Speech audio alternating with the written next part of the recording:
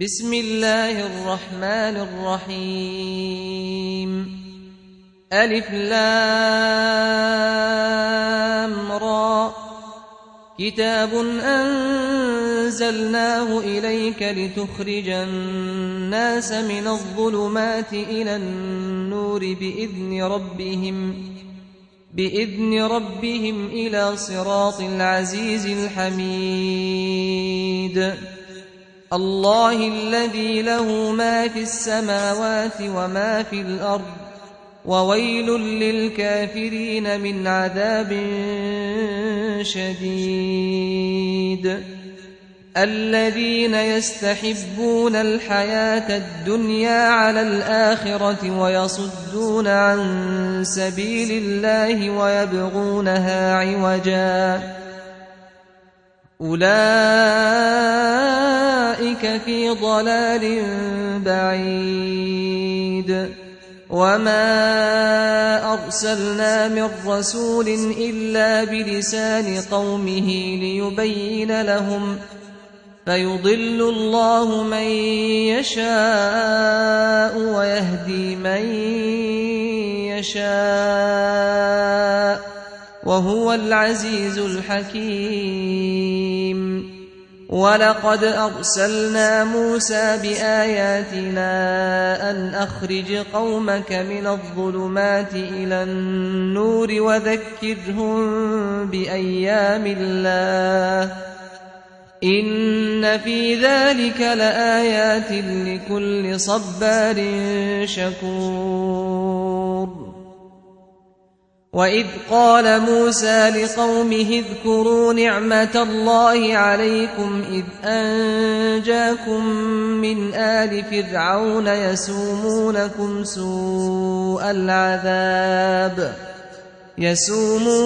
سوء العذاب ويذبحون أبناءكم ويستحيون نساءكم وفي ذلكم بلاء من ربكم عظيم وإذ تأذن ربكم لئن شكرتم لأزيدنكم ولئن كفرتم إن عذابي لشديد وقال موسى إن تكفروا أنتم ومن في الأرض جميعا فإن الله لغني حميد ألم يأتكم نبأ الذين من قبلكم قوم نوح وعاد وثمود والذين من بعدهم لا يعلمهم إلا الله جاءتهم رسلهم بالبينات فردوا أيديهم في أفواههم وقالوا إنا كفرنا بما أرسلتم به وإنا لفي شك مما تدعوننا إليه مريب قالت رسلهم أفي الله شك فاطر السماوات والأرض يدعوكم ليغفر لكم من ذنوبكم ويؤخركم إلى أجل مسمى قالوا إن أنتم إلا بشر مثلنا تريدون أن تصدونا عما كان يعبد آباؤنا فأتونا بسلطان مبين قالت لهم رسلهم إن نحن إلا بشر مثلكم ولكن الله يمن على من يشاء من عباده وما كان لنا أن نأتيكم بسلطان إلا بإذن الله وعلى الله فليتوكل المؤمنون وما لنا ألا نتوكل على الله وقد هدانا سبلنا ولنصبرن على ما آذيتمونا وعلى الله فليتوكل المتوكلون وقال الذين كفروا لرسلهم لنخرجنكم من أرضنا أو لتعودن في ملتنا فأوحى إليهم ربهم لنهلكن الظالمين ولنسكننكم الأرض من بعدهم ذلك لمن خاف مقامي وخاف وعيد واستفتحوا وخاب كل جبار عنيد من ورائه جهنم ويسقى من ماء صديد يتجرعه ولا يكاد يسيغه ويأتيه الموت من كل مكان وما هو بميت ومن ورائه عذاب غليظ مثل الذين كفروا بربهم أعمالهم كرماد اشتدت به الريح في يوم عاصف لا يقدرون مما كسبوا على شيء ذلك هو الضلال البعيد ألم تر أن الله خلق السماوات والأرض بالحق إن يشأ يذهبكم ويأت بخلق جديد وما ذلك على الله بعزيز وبرزوا لله جميعا فقال الضعفاء للذين استكبروا إنا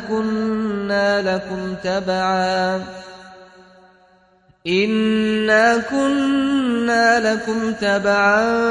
فهل أنتم مغنون عنا من عذاب الله من شيء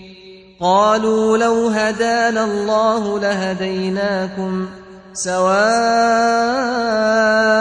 علينا أجزعنا أم صبرنا ما لنا من محيص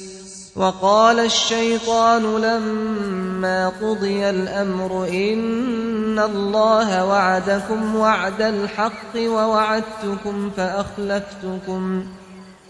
وما كان لي عليكم من سلطان إلا أن دعوتكم فاستجبتم لي فلا تلوموني ولوموا أنفسكم ما أنا بمصرخكم وما أنتم بمصرخي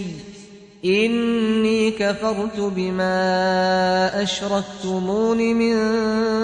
قبل إن الظالمين لهم عذاب أليم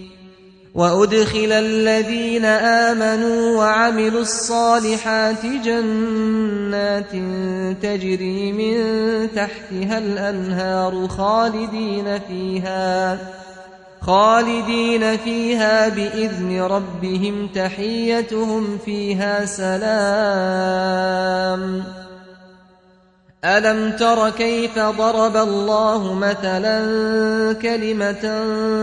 طيبة كشجرة طيبة أصلها ثابت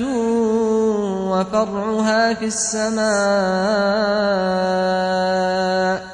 تؤتي أكلها كل حين بإذن ربها ويضرب الله الأمثال للناس لعلهم يتذكرون ومثل كلمة خبيثة كشجرة خبيثة اجتثت من فوق الأرض ما لها من قرار يثبت الله الذين آمنوا بالقول الثابت في الحياة الدنيا وفي الآخرة ويضل الله الظالمين ويفعل الله ما يشاء ألم تر إلى الذين بدلوا نعمة الله كفرا وأحلوا قومهم دار البوار جهنم يصلونها وبئس القرار وجعلوا لله أندادا ليضلوا عن سبيله قل تمتعوا فإن مصيركم إلى النار قل لعبادي الذين آمنوا يقيموا الصلاة وينفقوا مما رزقناهم سرا وعلانية من قبل أن يأتي يوم لا بيع فيه ولا خلال الله الذي خلق السماوات والأرض وأنزل من السماء ماء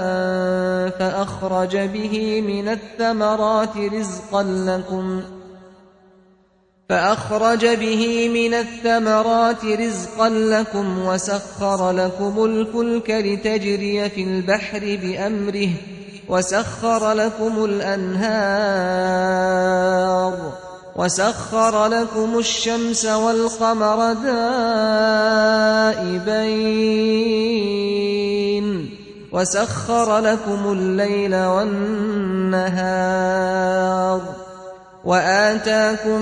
من كل ما سألتموه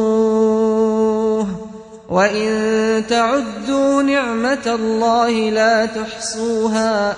إن الإنسان لظلوم كفار وإذ قال إبراهيم رب اجعل هذا البلد آمنا واجنبني وبني أن نعبد الأصنام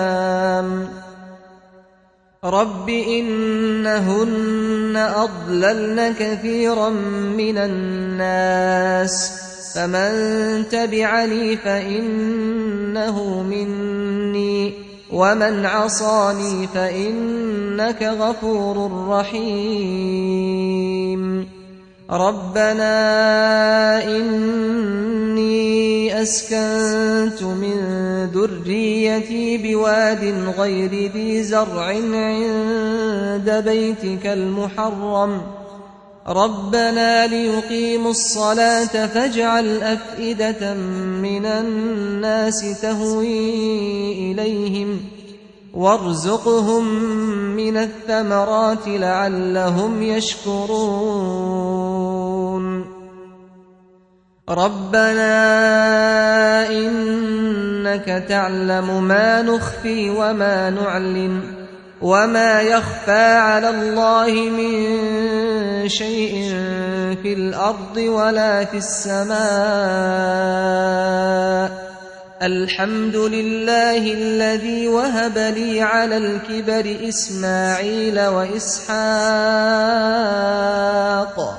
إن ربي لسميع الدعاء رب اجعلني مقيم الصلاة ومن ذريتي ربنا وتقبل دعاء ربنا اغفر لي ولوالدي وللمؤمنين يوم يقوم الحساب ولا تحسبن الله غافلا عما يعمل الظالمون إنما يؤخرهم ليوم تشخص فيه الأبصار مهطعين مقنعي رؤوسهم لا يرتد إليهم طرفهم وأفئدتهم هواء وأنذر الناس يوم يأتيهم العذاب فيقول الذين ظلموا ربنا أخرنا إلى أجل قريب نجب دعوتك ونتبع الرسل أولم تكونوا أقسمتم من قبل ما لكم من زوال وسكنتم في مساكن الذين ظلموا أنفسهم وتبين لكم كيف فعلنا بهم وضربنا لكم الأمثال وقد مكروا مكرهم وعند الله مكرهم وإن كان مكرهم لتزول منه الجبال فلا تحسبن الله مخلف وعده رسله إن الله عزيز ذو انتقام يوم تبدل الأرض غير الأرض والسماوات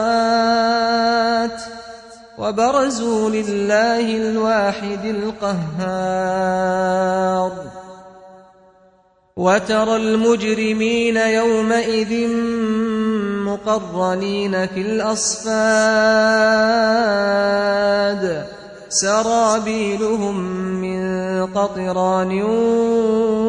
وتغشى وجوههم النار ليجزي الله كل نفس ما كسبت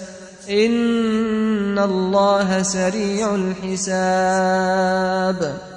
هذا بلاغ للناس ولينذروا به وليعلموا أنما هو إله واحد وليذكر أولو الألباب